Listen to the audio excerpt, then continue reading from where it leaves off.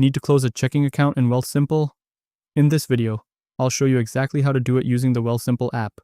We'll also go over a few important things to check before closing the account so you can avoid any issues. Start by opening the Wealthsimple app on your phone.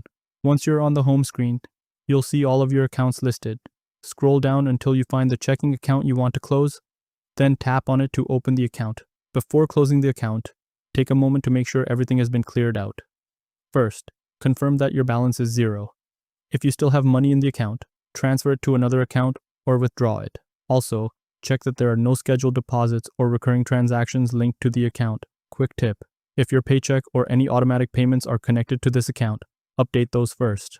Closing the account while transactions are still pending could cause delays or failed payments.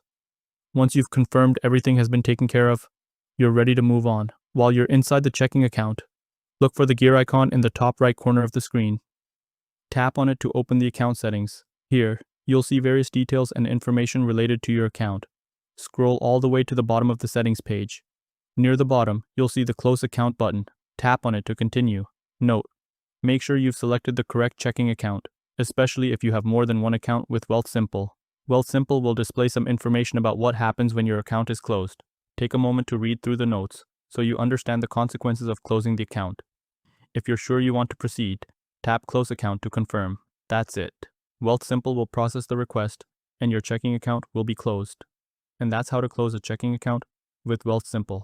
If this video helped you out, make sure to give it a thumbs up and subscribe to Guides and Beyond for more simple tutorials and step-by-step guides. Thanks for watching, and I'll see you in the next one.